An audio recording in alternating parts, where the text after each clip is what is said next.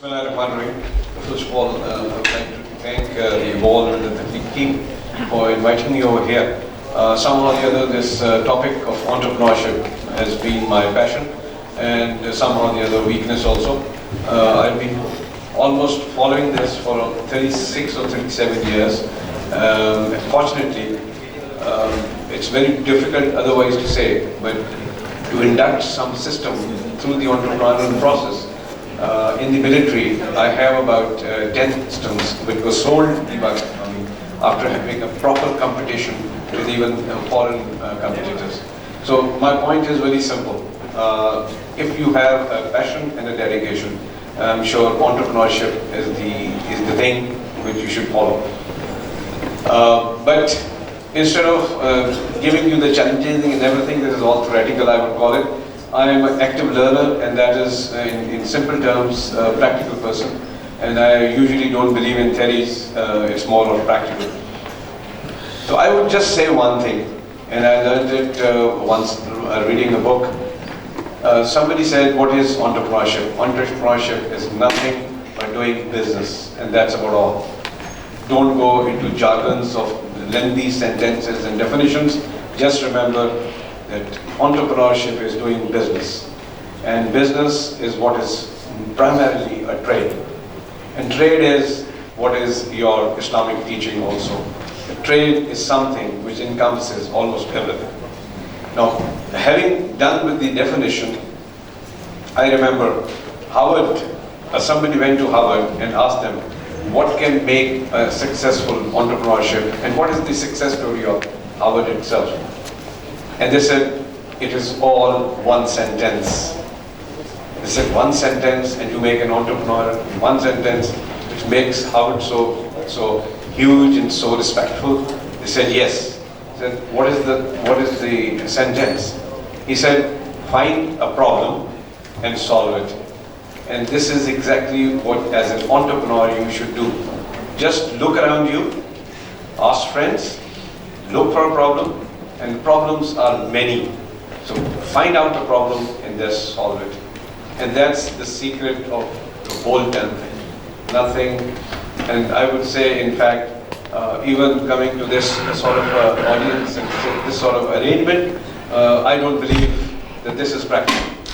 And I hope Daniel doesn't mind that. I would say we have an institution from where you can learn. You don't have to learn through the books. They're all theoretical. You don't have to. Yes, people like those who spoke in the morning, I think those are the inspirations. But the biggest inspiration should come through dedicated family ties.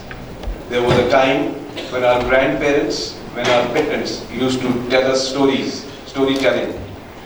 They now at that age want somebody to listen, but we are not ready. I also went through the same stage as you are. Now the youth I'm talking about. Please listen to them. They will give you the wisdom. They will give you the advice. They will give you the problems. If you can't look it for yourself, left and right, then ask them. They will give you problems. And then just pick up one and solve it. The first speaker in the morning, I liked him very nicely. And that was when he said, assess yourself. That's the first point. Assess yourself, what you are. Carry out an absolute SWOT analysis of yours and find out what are your weaknesses and what are your strengths. Cover the weaknesses and go for the strengths. Look for your aptitudes and your interest and passion. And then find out a problem which suits that thing. And then you will never be unsuccessful. So from Harvard, finding a problem and solving it, how to solve it, how to find a problem, I've given you 2 or 3 ways. And then you just go through it. And then I think Ms. Margot had given you so many of theoretical points which you must follow. You should have passion, you should have perseverance and whatnot and whatnot. So you can actually add on those things to it, but primarily this is this. And above all, when they said, and especially the Kesar Basman said, you keep going and keep dropping yourself into a ditch, just have faith. Just have faith in yourself first and faith in Allah Almighty. That whatever happens, that happens because He will never fail.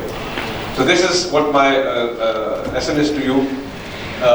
because there was quite an applause for Punjab, and especially from Lahore. I'm sure that most of the Punjabis will be from Lahore.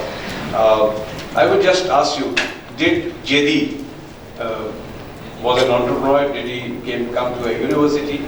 Did Dogar come to university? Or did Darul Mai Mashriwala went to a university? Did he go through these lessons? No. I tell you, once these are the people. They learned, they did. Barbecue tonight was just a televala in Karachi. We saw him as such. Just don't, and Kasher was giving his own examples. There are many, many examples in and around you. So take inspiration from them. Find out a problem from your dear ones. Then just go for it. I'll give you one simple example and I'll close by this thing. And that was from my own university. We call ourselves the Lahore Garrison University, or LGU in short, as an entrepreneurial university. And this is a buzzword in the developing countries, but I think they only have a buzzword and they don't follow that. We are trying to follow it. We have introduced entrepreneurship from first year. And just to give you an example, 2 years ago, one of the boys, he was I think in 7th semester, he came over to me with an application and he said, "Sir, I want to take my class to Mangla." I said, "What's the fun?" He said, "I just want to be an entrepreneur and I want to start with a very small this thing and let me go with it." I said, "Okay." So he planned a trip to Mangla, and the trip by itself is not very simple. He had to organize the buses, he had to organize the events, the administration and all that stuff, and he managed that. After about 2 months, he said, "I wanted to go to northern areas." So he then arranged 2 buses. And today, just after 2 years, after 1 year, he started his business in Naltar. In Naltar, you know, it's a northern area, a beautiful place. In Naltar, he has a small plot of about 8 canals. Over on that, he built about 16 guest rooms. And the clients or the clientage of that boy is only from United States. One of the travel agents, somehow or the other, met him and he said, "I want this." He has booked it for next 3 years. So this is what I call entrepreneurship. Just jump into it. And the best entrepreneur I would call who does not invest a single penny and becomes a real success story. You will find those places and those areas. So I actually restricted myself to advice and practical situations, which I think will make you more convincing that things can be done. Pakistanis are second to none. And let me tell you, if you want to have examples, come to LGU, you will see those examples actually happening. So just take a lead and just don't worry about anything else. Believe in the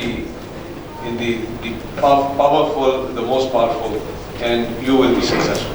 Thank you.